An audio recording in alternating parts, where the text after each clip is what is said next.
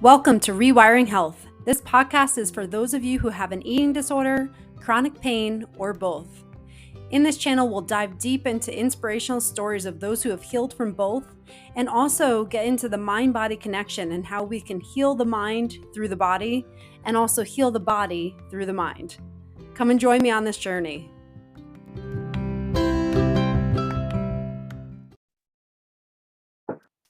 All right. Well, welcome to another episode of Rewiring Health. I'm so excited to be joined by Tracy Cromwell. She is a certified integrative nutrition and health coach and a personal trainer. So thank you so much, Tracy, for joining me today. Oh, thanks so much for having me. I'm really excited to be here, Kelly. Really excited. Yeah, me too. I know. I'm so excited for this conversation. I feel like it's going to be so valuable to so many people. So we'll kind of jump right into it. So the first thing I kind of want to talk about is, if you just wouldn't mind sharing your story of like, where have you kind of come and what brought you to what you do today? Oh my goodness. Yes. So, my story. Okay. I was born, no, just kidding. I know it's a loaded question. Okay. Focused on food. So, let's see, most of my life, I always felt really tired, lethargic, a bit nauseous. I didn't know any different about that. I just felt like, well, everybody else must feel the same, but I couldn't figure out why other kids had more energy. Why were they able to run a long time? How did they, how were they functioning? That somehow there must be something wrong with me in some way, because I wasn't like that. And I had really high anxiety as well. And so there'd be days too. I remember in elementary school where I'd go to school and my heart rate would be pounding really hard and my stomach would hurt. And then I would start to feel better. Then I would have lunch and then my heart rate would go up. My stomach would hurt. I see it now, but it just was just the way things were.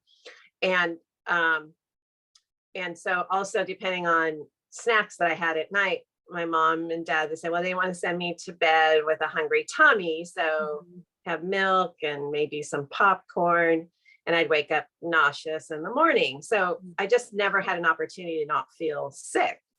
And so as I got into maybe 5th, 6th grade, it were times when I'd get to school and then my intestinal system would just want to clean out. Right. And so they'd send me home sick. And then I'd be feeling fine within a couple hours. And so then it was developed that maybe I just had an emotional issue and I just had separation anxiety. So, there was never any looking at maybe that my body wasn't able to tolerate the certain foods I was eating. So I as I got older and into high school, I also went into that those teen years where, number one, you've got teen hormones going through you, but also this food thing where I would bloat out, which then I thought I was fat, because my stomach would be so distended and it would hurt. And I couldn't figure out why I couldn't fit in my pants. And so obviously there was something wrong with me, and everyone else was eating the same way. And how come they weren't fat? And I look at pictures, my poor tummy was bloated, but I thought I was fat. So then I started dieting at 18, doing the shakes and all of that. And they were so nasty back then. They were they just were awful. The things you do, right? Yeah. But I started this really hostile relationship with my body. And so I started thinking if things that would go wrong in my life, I figured maybe if my body was perfect, my life would be better. So also I had this really bad relationship with it. And it became, number one, you're going to eat whatever the heck I'm putting in your mouth and you better deal with it kind of attitude. And then I'm going to exercise you so hard to get you to look the way I want you to look. And so, but then at the same time, if things were distressing in my life, I'd go run and get a donut, and I'd run and maybe I'd try and eat like back then it was Domino's pizza. And I'd say, okay, I'll just get a little one, one one little pizza. I'll have half for dinner tonight. And I'll have half for dinner tomorrow, but I couldn't do, I would eat the whole thing. So I look back now, I realized I was using food to solve other issues, I don't want to say the word issues because, but other challenges that I had that were beyond what food was for. But also I realized when I would eat, I'd get an upset stomach. And so I'd eat something else to try and make myself feel better. So with that, then I was eating more energy, had more energy in my body than what I was putting out, which was a bad combo. So a few years later, after yo-yoing, and I was, my kids were pretty young, and I was doing the step aerobic thing. I was pounding myself every single day to almost the point of vomiting, of exhaustion with weights. And I was doing it every day, and my body looked amazing. The crazy part was it still wasn't perfect enough. It could just be that much more perfect. Life would be great. And one day I just was so tired. I was so exhausted. I still remember this day. It's like I was getting dressed to do my aerobics, and I said, I can't do this anymore. I'm so tired. And then guess what? Start putting the weight on. And I was like, I can't win. What am I supposed to do? I'm eating everything they're telling me to eat in the food pyramid. I'm eating my grains, my bread, my pastas, my potatoes. So I'm supposed to be eating. So obviously something was wrong with me. So just this relationship kept going and kept going, where I looked really good, but I still didn't feel good on the inside. And I couldn't quite figure that out. So long story, there was a lot in the middle there, but finally got to a point where I was in construction, residential construction management, estimating management at the time. And one day I looked in the mirror, and there I was again, 30 pounds plus overweight, hadn't been exercising, drinking, eating chocolate, not sleeping. And then I go to the doctor just for my checkup, and they say, well, Tracy, you're pre-diabetic. So it's just another nail in my coffin about what a loser I was, and how my body was deceiving me and was, again, why is it being so awful to me, And so went through this really tumultuous relationship, and that was I think I was 39, 40 when that happened. I'm 56 now. And it was sort of this aspect again of just this volatile misunderstanding that I had with my whole self was creating all of this stuff. And I never wanted to do the work to figure out what was going on, let alone I didn't even know what that work was. So that's a bit of my story of just started when I was very young with not understanding, and it carried on into my, my late 30s, when finally I got a diagnosis of, okay, something's wrong. Not working here. So there's so many things that stick out to me from what you're saying. And like the one thing is how you're talking about how like my body keeps working against me. And it's like that perception of like, it's, where there's almost like a separation between you and your body. And it's like when you feel that resistance, it's amazing how you will just do anything to like kind of win that battle, quote, win that battle. But like, when did you start seeing like the evolution of like where you stop perceiving your body as the enemy and you started seeing it as like, okay, this is me. I need to take care of myself and treat it well. Right. Well, it was definitely that diagnosis. But I almost hung it up that day saying, okay, well, I am in my late 30s. I'm going into my 40s. They tell me pretty much at that time, your body starts to degrade anyway. And usually you get put on a prescription anyway.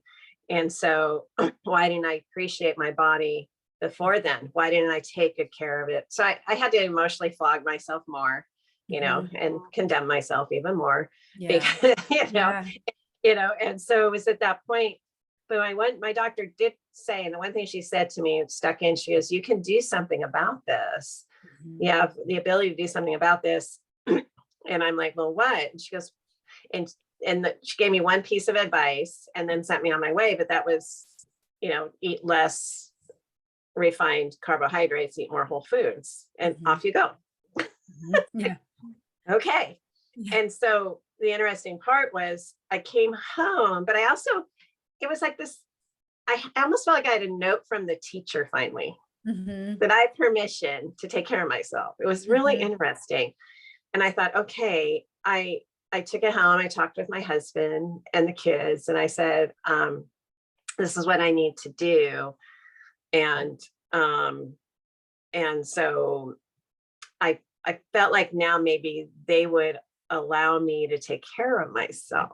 And it was an interesting thing where I felt like I didn't have the permission. Yeah. Yeah. I mean, it makes sense, especially when you're a mom. It's like you're trying to take care of everyone else around you. And especially if you're someone who's like puts others before yourself, it's like you do need almost like to get to that point where you are given permission. And I feel like there's so many people that resonate with that. It's like, I'm taking care of everyone else, and meanwhile, like you're suffering yourself, and then you start losing your ability to take care of everyone else around you because you're not taking care of yourself. And so did you feel like that was like the catalyst, like your doctor saying that, or were there other influences that allowed you to kind of move in a different direction?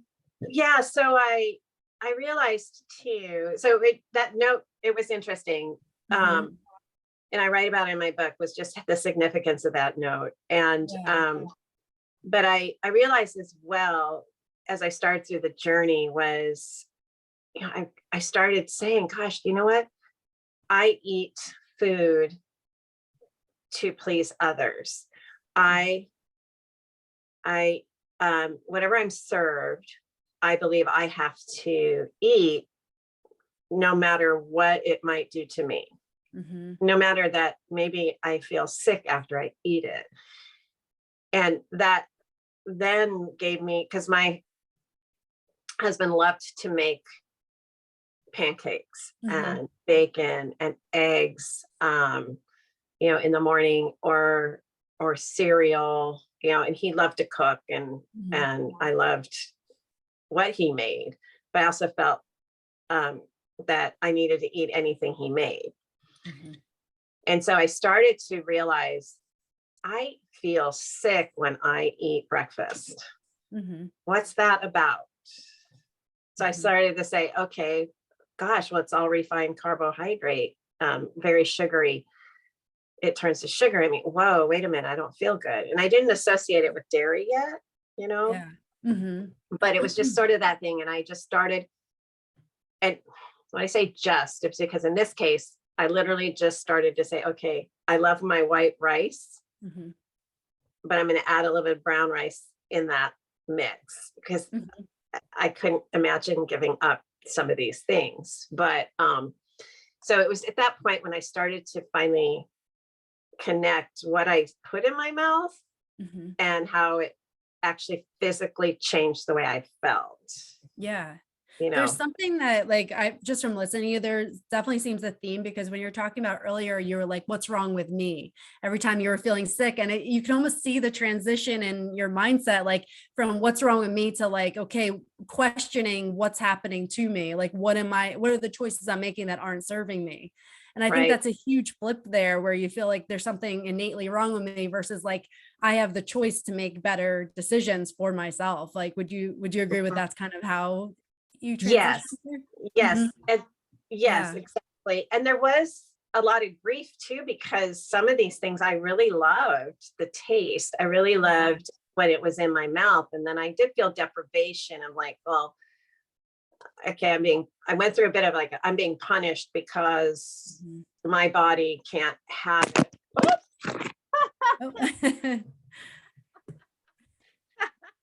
I guess I know I'm not being anymore. No worries. My phone totally leapt out of the little tripod. That's why it must have really resonated with it. It's really the energy level. Yes. Sorry about that. But what was I saying? Well, you didn't feel like you're depriving yourself, that you felt Oh like, yeah. So I felt like I had to give up things and it was punishment at yeah, first. right. But at the same time, once I started feeling better, Mm-hmm. and I was like, wow, I still felt a little bit bummed out. But as I started to feel better, I noticed that I didn't bloat and I didn't have this pain in my stomach, that Yeah. my energy didn't tank, that my Mm-hmm. heart wasn't racing. All of a sudden it was like, oh, this is awesome. Yeah. And that did take a bit of a journey, but my mind finally realized, wow, when I do this and I put it in my mouth and I eat it, I'm gonna have to walk around feeling like literally crap. Yeah. It could be 2 hours, it could be 24 hours, it could be 48 hours. And is that the choice I want to make? Mm-hmm. Yeah. So it was, getting that process to cause and effect, impact of this and that, and going through again that sometimes the grief of losing something that I associated pleasure with. Mm-hmm. And just to add to that, when I realized one of the biggest impacts that hit me was we celebrate around food. We join and have companionship around food. But what I realized was it was really the companionship and the joy of being with my family or the joy of being with my friends that I really wanted. It wasn't necessarily the food Yeah. that was the big deal, but I had those flipped. Yeah. Yeah. I mean, I love that. There's such an emotional part of like food. And when like, it's not just sheer of like what you put in your mouth. Like there's so many deeper aspects to the behaviors around food. So I love Yeah. that you talk about that, and that it's not just about what you do, but it is a social construct. It is about family. It is about gathering. It is about like, there are just like subconscious pressures around like food and eating and enjoying it. And so it becomes very complicated, like when you have that relationship with food, to kind of delve into how do we make healthier choices when there's so many deeper levels to what's going on. Yeah, and I'm finally learning I can go to a birthday party and still celebrate a birthday, but I know my body will feel physically sick if I eat the cake. Mm-hmm. No one cares if I eat the cake, to be honest. And I mean, and if they do care that much, you can still say, no, I don't want to feel sick the rest of the day. Right. Well, no, I'm not high maintenance, Mhm. Yeah. but Yep. but I'm learning that I can have fun and celebrate with people Mhm. and enjoy life without sacrificing my health. And that's been like the most wonderful, flip in Yeah. the way I think. So Absolutely. And I know you talked about the yo-yo dieting, and I know it's like that's such a common thing with people who experience yo-yo dieting. I mean, you see it all the time. It's like the new fad, and then people diet and then it's so restrictive and then they kind of go off the deep end on the other way. Like, what do you think contributes to why so many people yo-yo diet? yeah, well, in my case and in my clients' cases, I Mm-hmm. realized that we we can get so caught up in the end result. We Mm-hmm. just want to get there. Mm-hmm.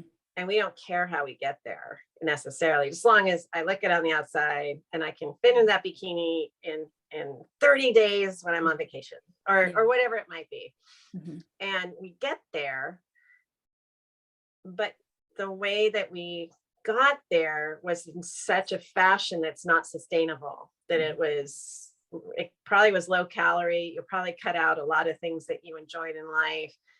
And it was a suffering process. Mm-hmm. Right. And for me, I would get there. And even after I was diagnosed, I did a 500 calorie diet. I did umpteen different pills. I did, I yo-yoed Yeah. myself up and down, but Mm-hmm. I started to pay attention. So my reason, my what I want to say is that we yo-yo, in my belief, because we're so focused on the end result that we don't learn much in the process of what worked, what didn't work. Mm-hmm. And we did it in such a fashion that it was so such an extreme change, our mind and our lifestyle, everything, we're like, we can't, this is horrible. I can't live like. And then you knee jerk back and you're like, no, I want my chips. I want these pancakes. I want those things that I had to give up. And now I'm miserable emotionally because I don't have them. So I believe that that's a lot of the reason we do it, is that we can be so focused on that end goal that we'll do it no matter what it takes. And then we can't live in that lifestyle. It just doesn't fit. So yeah. And I think one thing too, I've heard you say it a few times, is the idea of giving something up. And that goes back into like psychology. When we feel like we're giving something up, our brains will actually resist that. But if we replace it with something, it's more accepting of that. Did you find that when you were transitioning out of yo-yo dieting, that you replaced that giving up mentality with like, how do I replace it with something that's serving me better? Yes. And I love what you're using, that word serving me, in the aspect, because once I changed my vocabulary from good food, bad food, this is bad, or, and usually the bad is that it was Kraft caramels melted on popcorn. It was okay. Sounds good. I've never had that, but that sounds very good. That's what my mom used to make. And once I realized, like, I loved that because we all would sit around together. And so I realized that, but it doesn't serve me. I feel sick after. Right? So I love that when we talk about food as, does it serve me? Does it support me? Is it non-supportive in my goal? And then looking at an item, maybe what do I associate with it? Is it mainly the sugar addiction? Is there something I'm trying to fill a void with? Like for me, the caramel popcorn ended up it brought back a wonderful memory. So anytime I had that caramel popcorn, I thought about me being a kid. We're all sitting around it, having a great time. And so I wanted the popcorn so I could bring back that wonderful memory. But what I realized was I can pull that memory up anytime I want without the popcorn. Right. And I feel the love and the, wonderful memory coming back. And so it was that the memory supports me. In this case, the caramel popcorn doesn't quite support me. Yeah. Yep. And I'm okay with that. And sometimes I will still have it, but I don't eat the whole. I used to make this massive bowl just for myself. And I'm like, I'm not sharing this with anyone. This is my memory, my thing, And later I'm just like, oh, it's terrible. So figuring out that relationship has really helped, and not making knee-jerk decisions with food anymore. Based on that, I hope I didn't ramble. No, absolutely makes sense. And I know so many people can relate. Like I can think back to things that I ate too, and I'm like, it is that emotional connection to food, not just that, oh, it tastes good. Like it's so surfacey when it's like, oh, it just tastes good, that's why I eat. But there's such a deeper level. So like, thank you for talking about that. As far as like what goes into what we eat, there's so much more than just doing it. But like for someone who's experiencing that now and like struggles with that, like, oh yes, I always go to this every time I'm stressed or I feel alone, like I always go to that food, like what would you say to that person as far as like shifting their mindset? Like how would they get to the point where they always go to that comfort, to where you are now, and that you can have a healthier relationship with that? So I would suggest really looking at what that food item means to them in that context of number one, it's probably savory. It probably tastes really good, but also, is there another attachment to it that is deeper? Like comfort food, we think of memories that have been loving, or maybe around that food item. Or it could be a thing of, well, I've been really upset, and this item, just if I'm going to go eat it in the closet, for Mhm. some reason, I have a private moment with this food item. Mhm. Somehow it's serving something else, Mhm. other, find out if what it's serving in terms of the emotional connection to Yeah. the food. And then you can look at it and say, how is it chemically? Because when we put it in, it turns into some kind of a chemical reaction within our body. How is it serving us here? And do those two, really Mhm. connect and truly support us. And Yeah. so when I started to think about this too, is like, am I bored? I'm stressed. And what other way, how can I be resourceful to figure out what's another way I could support myself Mhm. during this moment versus just a knee-jerk reaction. Mhm. Um, in my book, Your Personal Journey with Food, my co-author Ingrid writes about the food connection Mhm. and how it stems from even when we're infants and just born, Mhm. and and that we just an innate reaction that we have Mhm. this thing of like food and putting things into our mouth soothe us as a child. Mhm. And so if we can see that as like it's just a automatic response. So I recommend a lot, just you take a step back before you eat whatever it might be out of boredom or stress. Mhm. Know what it is, read labels. Mhm. Does this support me? And also breathing. There's Mhm. wonderful breathing techniques just to bring that nervous system down. Mhm. Really good ones called box breathing. There's an app actually out there called box breathing, and it times you, and you can breathe in for whatever the time is you want. You have 5 breaths in, you hold for 5, breathe out for 5, hold for 5, all through your nose, and it just calms that nervous system down and gives you time to think um, through your choices. Mhm. So Yeah. just one area that could help Mhm. someone who the body gets up, says, let's go find the fridge, Yeah. or let's go Mhm. get the candy machine. Yeah. Yeah, Right. let's Yeah. go. Yeah, and it's I love how you talk about like the subconscious mind. It's like these things that we don't even think about or question, and like that's developed from ages 0 to 7. That like that's our subconscious mind. We have all these Right. stories that we tell ourselves that if we don't question them, we're just going to continue living our lives with that because that's all we know. And so, I like how you talked about how like take that moment, like question what is it behind this, and what is it serving you or is it not? And having your conscious, rational brain question your subconscious is so important for going in a different direction because it is like when we're stressed, like our rational brain, the prefrontal cortex actually shuts down. So we don't Right. have those rational thoughts to be like, is this serving me in a good way? So it is Mhm. like taking that moment, like you're saying, the box breathing gives us a moment to get out of that stress response and be able to turn on the rational brain in a better way. Right, right. Yeah. And my other piece of advice is when we turn that one back on, sometimes it can be Mhm. kind of a booger in Mhm. a way. I mean, Mhm. and it can be, how do I want to say it? If we could teach it to be resourceful and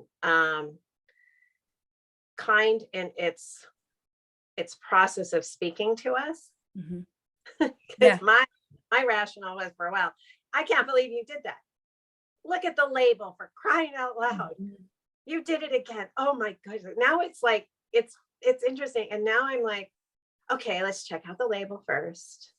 Let's be resourceful. Mhm. Is this gonna serve me? Nope, put the whip away. Nope.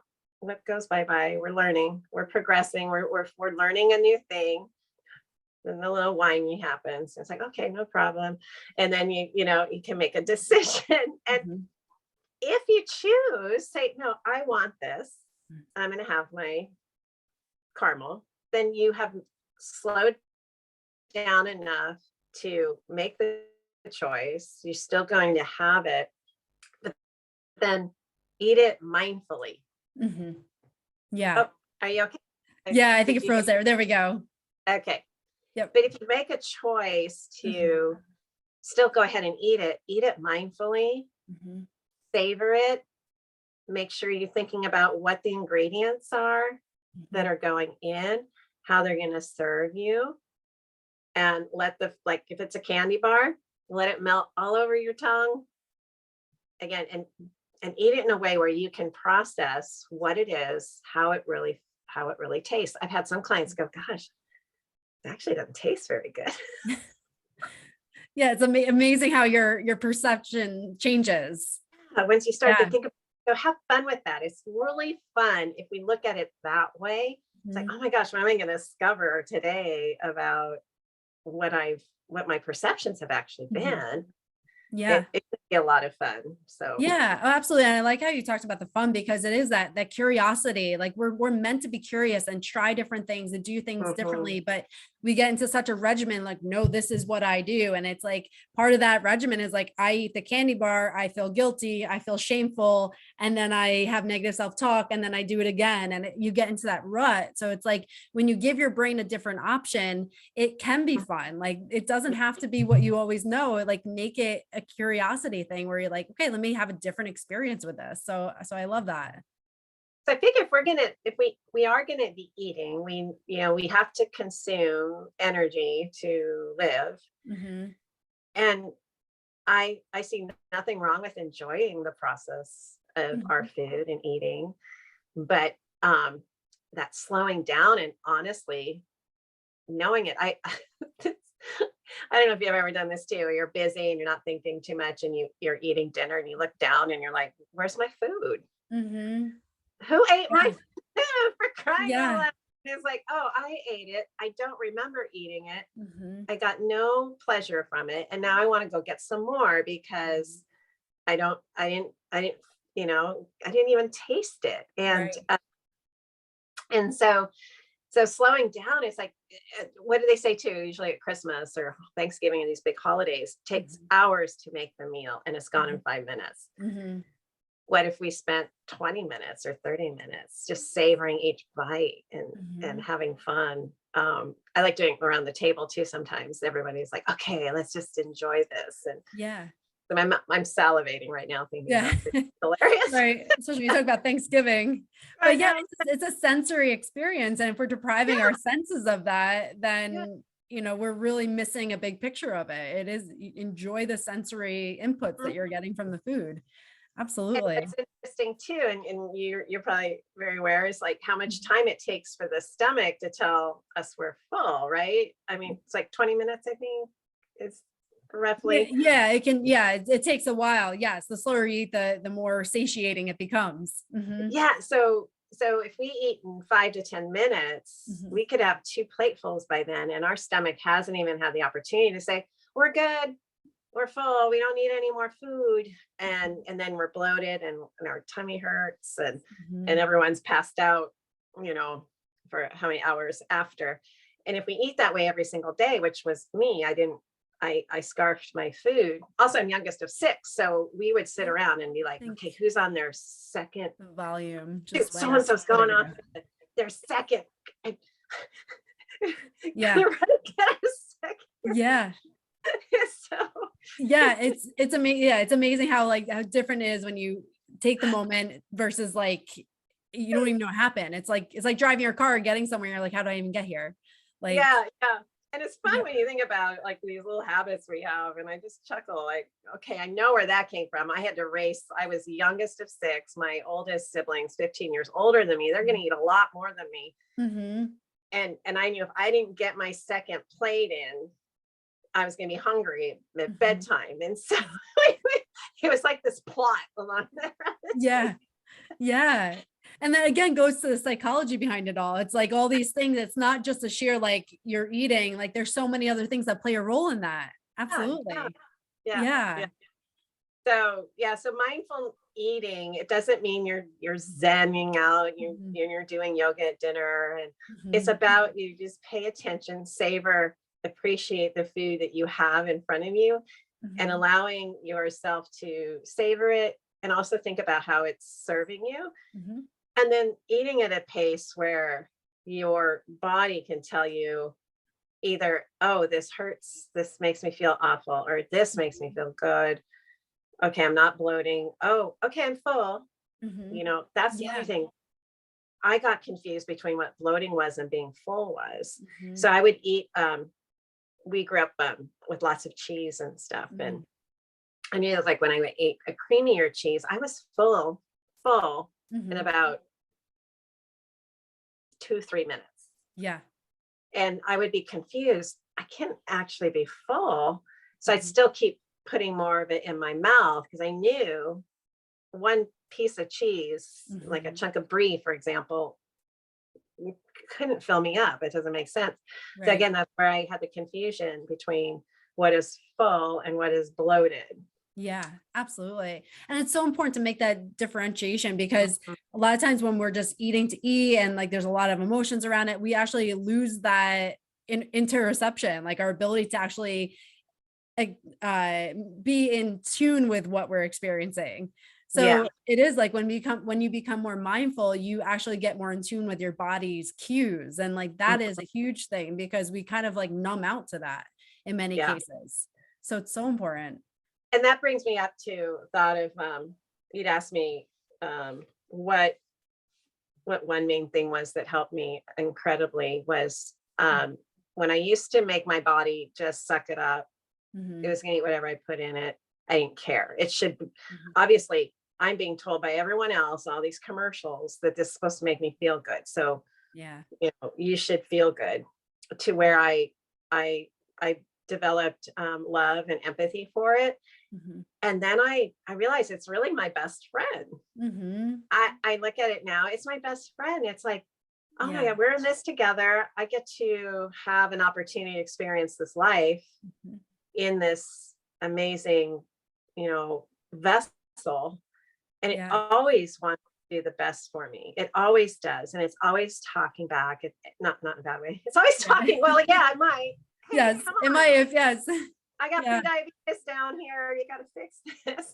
It's always talking back with Yes. me, or telling me things. And it's up to me to be aware and listen, and Mhm. then and take the time, which I never wanted to have to take the time. Yeah, But I absolutely. guarantee you it's so worth taking the time. Mhm. Yeah, and having that shift where you feel from like an enemy to your advocate. I mean, it's a Yeah, night and day living experience when you start absolutely. appreciating everything that it does for you. Yeah. It literally gives you a whole new life. So I Yeah. love that you brought that up. Yeah. Total gratitude for it, Mhm. no matter. And that was the other thing. When I learned that it didn't matter what state it was in Mhm.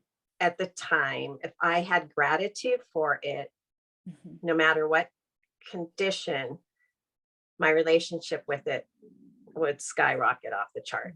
Mhm. And my exercise also changed from a punishment Mhm. to a let's see what you can do. Yeah. Let's see what you're capable of. Mhm. And it became a whole different thing. Yeah. So yeah, so versus a punishment back and forth, Mhm. it was like, okay, let's figure this out. Oh, that didn't work. Okay, I'm sorry, you feel like crap. Okay, that's we'll take a note. Mhm. I'm gonna note it, and and I'll do better next time. Yeah. You know what I mean? Yeah, this feels really good. Yeah, This absolutely. And that's such a big thing when you talk about the exercise too, because I mean, you can literally have the same amount of exercise. You could run 2 miles and hate your body, do it because you hate your body, or you could run 2 miles and do it because you love your body. And so it's not necessarily about the behavior. It's like, what's the driving force behind it? And that is such an important differentiation to make. Well, and what I found too, and so I also so I'm health coach, but I also have I'm a personal trainer at the same time. Mhm. And so I'll have people test this out, and we can test it out now. It's kind of Mhm. fun. So if we're sitting here now, I can already feel it happen because I'm already telling my body this. You're so weak. Mhm. Like tell yourself that you're weak. Mhm. Your biceps are really weak. There's no way you can lift this. Mhm. I physically feel that. And my poor little biceps are feeling that right now. Yeah. And I'm just kidding. Okay, wait, no, you're strong.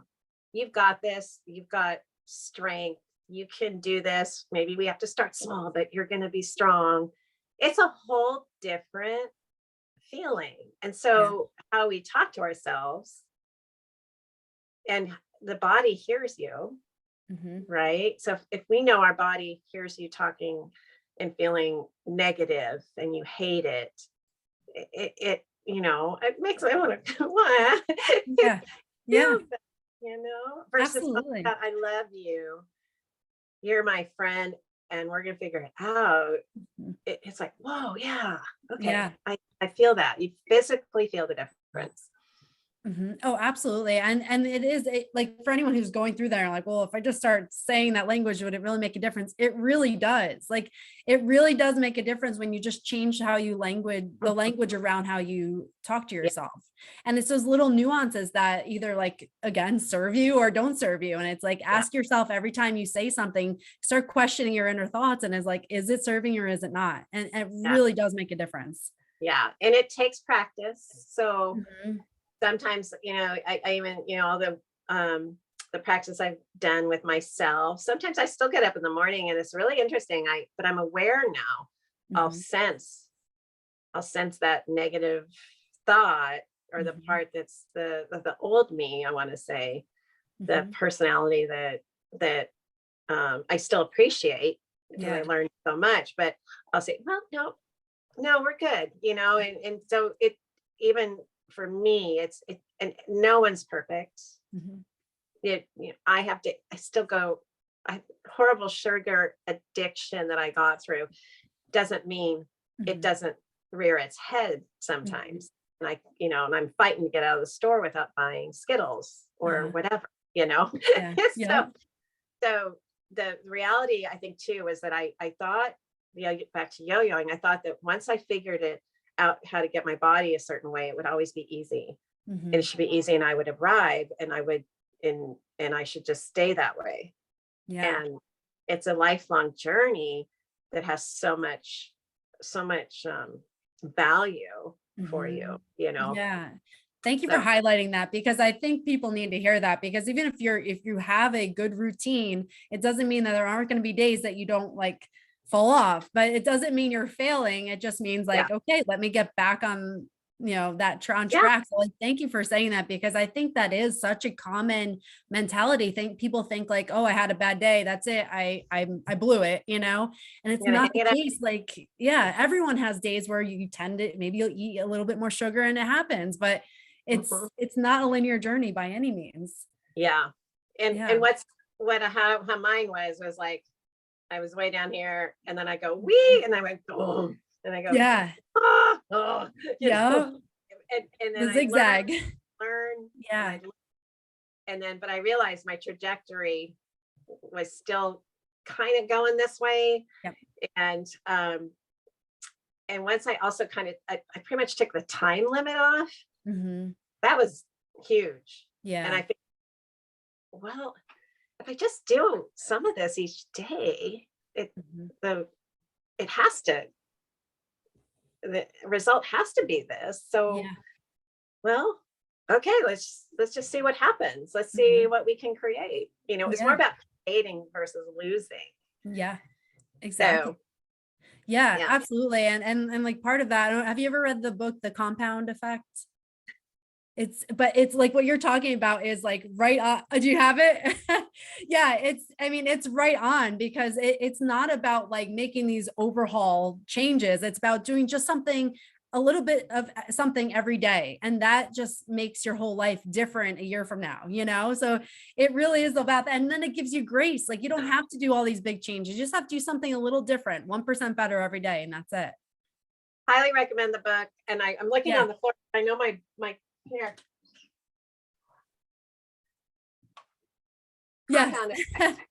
Yes, love it. I printed out this one is fun. I have different years. So this one I just happened to find. It was fun. This one's from 2021. And so I made my little chart. You can print, I can see it, but you can go to the website, print the papers, and And some of the stuff is like in my book where you kind of do an assessment. Sometimes you don't like doing the assessment because you don't like what you're seeing. But until you see the truth, how do you do anything about it? So if you can do the assessment with those eyes of let's discover what's going on. And I may not like what I see, but I'm not going to harshly beat myself up because obviously something needs to be adjusted. So let's figure out what it is. And this really forces you to do that. The compound effect, yes, it's a little book. It's not that big. No, and and you can get the PDF downloads for free off his website.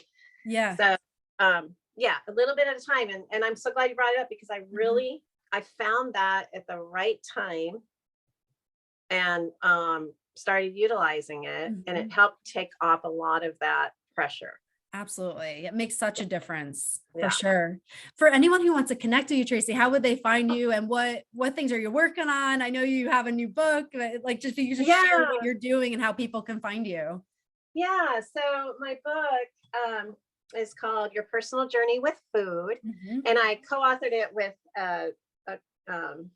I met Ingrid when I was going through school with the Institute for Integrative Nutrition. She's from Santiago, Chile. Oh, awesome. And we were peer coaches through school. And we realized that even though we're 6,000 some miles away, we had the same challenges with food, slightly different reasons. And we both had progressed through those challenges in very similar ways. And so we thought we need to write this in a book.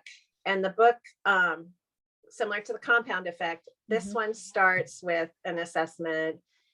And the reason we did that was it also helps you know what chapter to read first. So sometimes, you'll read chapters that you're like, it's not resonating with me because you need to actually address something else first. So our goal was to make it so you could do that. So you can find this book on Amazon or go to any independent bookstore and order it, but it's Your Personal Journey with Food. It's a roadmap for the confused and frustrated diet. And we talk about things like mindfulness, figuring out your whole you, becoming whole, self-image, diets, relationships, intuition, food sensitivities, the food industry. And just it's just a starting point. And for anyone that buys the book, there's actually a website you can go to, similar to the compound effect. But I have all the PDFs that are in the book you can download, and you can also, there's videos in there for you where I'll be speaking about each chapter. So you can touch base with me that way. I'm on Instagram as well as Facebook. And then my website's tracycromwell.com. So there's information there for me. Great. I love it. And I'll share everything in the show notes for anyone listening. If you want to connect with Tracy, definitely do so. And that book sounds amazing. So, for anyone who's struggling with food or any of this resonates with you, definitely check out that book. Sounds awesome. Absolutely. And I do offer one-on-one coaching. And then I also have, it's a 30-day junk food and sugar debunk challenge. We're just getting through, we've got 10 more days left at the time of this recording here of the prior one. And I'll be relaunching again in March. So I'm doing about every 90 days. So give you an opportunity to, and to learn about yourself. It's not what you think it's going to be. It's better. So those are some opportunities for folks to connect or participate. That's awesome. I love it. It sounds great. And it's just, there's so many opportunities. So again, if any of this resonated with you, definitely take hold of those opportunities to invest in yourself. It's such an amazing thing when you finally invest in yourself. So thank you so much, Tracy, for sharing your story and everything you shared today. I really enjoyed having this conversation with you. Oh, you too. You too so much. And I really appreciate you having me on. And yes, I'm excited to be here. Thanks so much. Yes, thank you. And again, I'll put everything in the show notes for anyone listening. And if you haven't done so already, please subscribe to the podcast, leave a review. And if you have any questions for Tracy or myself, absolutely ask them. We would love to answer anything that you would like to know further. So thank you again. And thank you for spending your precious time with me. Thank you, everybody.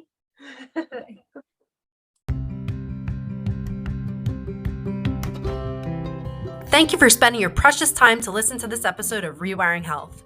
My mission is to inspire hope and healing through science-backed practices.